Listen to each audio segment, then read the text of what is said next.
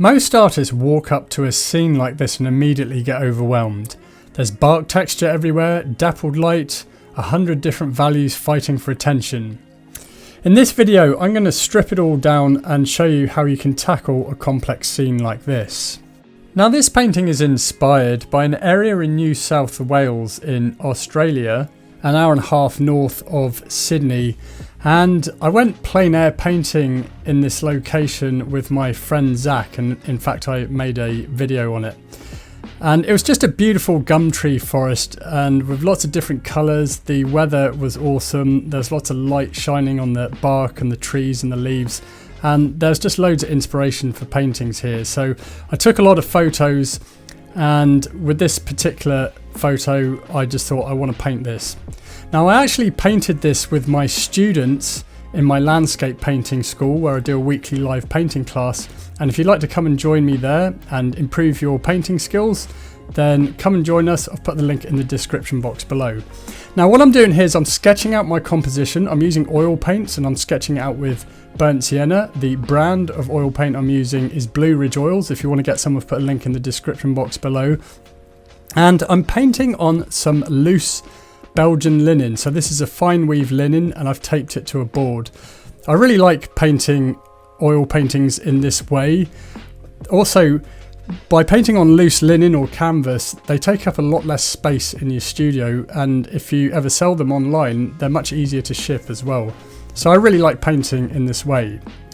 But I've sketched out the composition, and then once I've done that, the first thing I do in order to simplify the scene is I look for where all the dark values and shadows are first, and I approach all of my landscape paintings in this way. So the darkest values were these they look like burn marks. I think perhaps there might have been a forest fire through here and some of the trees were burnt. But there's some really dark accents at the base of these gum trees that are almost black. So for this I mixed ultramarine blue with some burnt sienna and a little bit of alizarin crimson. Then I began painting the shadows in the tree trunks and the branches. Now, gum trees, a lot of them are often quite light in value. They have this creamy coloured bark, and so therefore the shadows of these trees are also likely to be lighter, and there's all sorts of colours in there. We can create some heat in those shadows as well, which just adds interest to the painting. So for this I use combinations of yellow ochre, some burnt sienna, titanium white, ultramarine blue and alizarin crimson. Now, when I say the word gum trees, that's what they're called in Australia and New Zealand. Around the world they're also known as eucalyptus, which is the genus name of these trees. They're such beautiful trees. I love painting them. I believe they've also been introduced into places such as California and other parts of the world as well. Now then, once I'd painted the shadows in the tree trunks, I then was working on the foliage, which was mainly a mix of ultramarine blue with a bit of yellow ochre and also some burnt sienna. So some pretty dark values. Gum tree leaves, they tend to be more of a lower chroma green, perhaps a cooler green as well. So that's what I wanted to convey in my paintings. And then I started to paint the parts of the tree trunks and the branches that were in light. And for this I was using a mix of yellow ochre, titanium white, a little bit of burnt sienna, a little bit of alizarin crimson. So for this painting I tackled the trees first, as I felt that these were the most complex structures in the whole painting and the things that are going to be most difficult to paint. So when trees are taking up the main part of the painting, and that's obviously how I've designed the composition here as well, I find that it's actually easiest to paint them first and then start painting the negative spaces around them. So I was working on the background here. I was using a variety of different colours here. There was a lot of dead trees, and I think probably, as I said before, I think because of fire might have swept through here, but there was regrowth as well. So that's what we had in the background. And then there was this area of the grass that was in the full sunlight, which I just thought looked really awesome. And then the foreground, which was in shadow. So the thing about grass is it's one of the more lighter values in the landscape. And when I say value, I mean the lights and darks in the scene. And we'll find our darkest darks and our lightest lights in the foreground and then as landforms recede, darks aren't as dark and lights aren't as light. However, in the case of this painting, we're not really dealing with anything that's way into the distance. Everything is pretty much in the foreground. So we can use our full range of values and also use our full range of colours in terms of saturation. So I was using big brushes here and just trying to get the painting covered as quickly, or the canvas covered as quickly as possible, and painted the foreground, painted the trees in the midground, and then painted the sky, so the sky filling in the negative spaces. So when you're painting trees such as this, at this stage you don't want to be painting all the fine twigs and smaller branches. You just want to focus on the main tree trunks and scaffold branches. So we want to just try and keep everything as simple as possible. Don't overcomplicate it. The other thing is we don't want to go jumping into detail either. That's going to make everything more difficult to paint. Also, it just won't make the leaves look convincing. So with the leaves that are hanging down, we want to treat these as solid masses to begin with. Now, at this stage of the painting, we were on our second painting session, and the painting where I blocked it in was already dry. So this is where I was entering the modelling stage of the painting. So I'm starting to build up some details here. My brushes are getting a bit smaller. I'm starting to move on to using synthetic brushes rather than the bristle brushes that I was blocking in the painting with, and getting into some details. So things like painting more of the lights on the side of the branches and the tree trunks, and starting to sculpt the base of the trees. Now, one of the really important things when you paint landscapes, this is a rule for painting landscapes in general, is we don't want to go too light to start with. By doing, or just keeping the painting darker, then we've got plenty of room to build up those lighter layers of paint as we work through the painting, and then we're going to be saving our lightest values more towards the end. So the lights here is what's really going to add impact to the painting. So those lights that are shining on the side of the tree trunks and the branches, we really want to make a feature of those.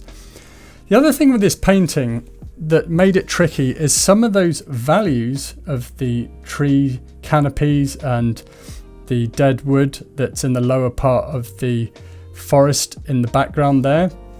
Some of those values were quite similar, and because of the light values of the tree trunks of these gum trees, it was a little bit tricky to try and make them stand out. Now, the way we can make things stand out in a painting is we need to juxtapose them against a value that's either lighter or darker. So in this case, the gum tree here that I'm painting, or painting the negative spaces around it, it's not overly dark, but in order to make it stand out, I made the background lighter so that that stands out more. So we're thinking about here either juxtaposing light against dark or dark against light in order to make the elements in your painting stand out.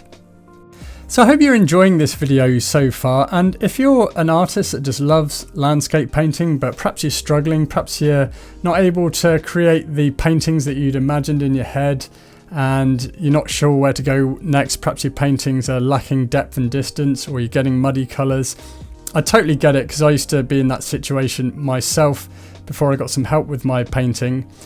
And I'd like to help you with your painting and help you to take the next steps in your artistic journey.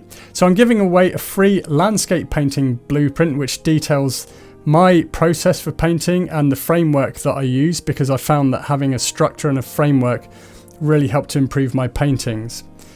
So I'm giving away, as I said, a free landscape painting blueprint. If you want to get it, just click the link below and I'll send it over to you. Enjoy. Now, there was still a lot to do in this painting, and I was starting to build up more of the leaves and just the vegetation that's in the background, still using pretty thick brush marks, but preparing it so that I can start working in a lot more details once the painting was dry again. And by this point, we were now on the third painting session. So as I say, just to recap, I'd focused on the trees here first of all, and that was the main thing. And now what I was doing was I was adding my lightest values to the side of the tree trunks and branches of these gum trees. Now I say I save my lightest values until last, and there is a caveat to that, because what I generally mean is the last painting session that I'm going to work on. So for example, this gum tree stem here, the tree trunks, I'm pretty much finishing it up right now. So I'm adding my lightest lights to it. The same with the other two gum trees as well. Also, I use my dark tones to help sculpt various elements in the painting. So quite often, even at the end of the painting, I will just reshape everything or tidy things up with some darker value paint, depending on what I'm working on.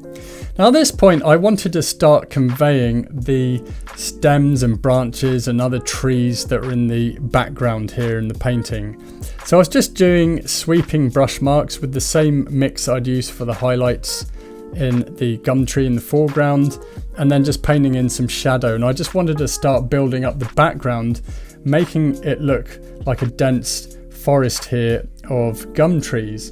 Now I didn't want to go too detailed with this because I don't want to have all the attention drawn to that in the background. The main hero of the painting here is the two gum trees in the scene, so I still want the eye to be drawn to that. But I certainly wanted to add the suggestion of detail to these hanging leaves and the vegetation in the background. So as I say, I painted those stems and branches, and then I started working on just painting the suggestion of some gum tree leaves that are hanging down using lighter value paint, and also using a dagger brush as well, which is really useful for painting these types of scenes because you can use the tip of the brush to get some fine marks, and it's really good for painting these kind of trailing leaves.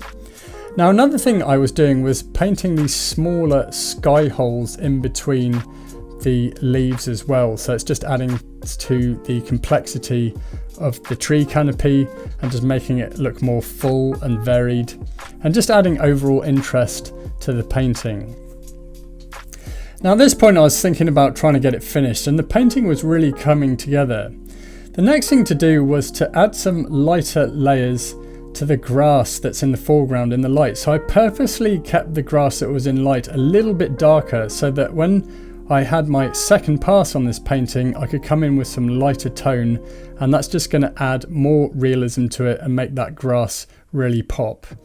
Also just added a few more highlights in the foreground, and then I began adding just a little bit more detail to the gum trees themselves. What I felt it needed was a bit more vibrant colour, perhaps a little bit more saturated colour, but keeping within the value range. So it's really important that these colours that I added weren't too dark, but I wanted to add some of these richer burnt sienna tones in the side of some of these branches.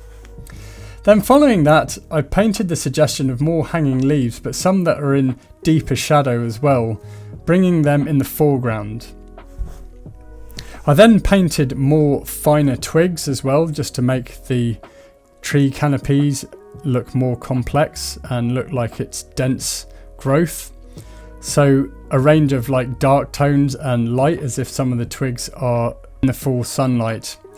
And then added some more layers to the shadow areas in the foreground as well. I also increased the saturation of some of that grass in places as well. At this point, the painting was pretty much complete, and then it came to the final part of the painting, which is always one of my favourite parts, and that's peeling off the masking tape to truly reveal what the painting looks like underneath. And it always looks awesome when you haven't got that messy paint around the edges and it's all gone and it kind of looks clearly framed on that canvas there. I really enjoyed painting this scene, and if you'd like to learn how to paint this and see the full video, then come and join me at my landscape painting school. The link's in the description below. Also, don't forget the free landscape painting blueprint as well. If you'd like to learn more about painting trees, check out this video here. Thanks for watching, and I'll see you in the next video.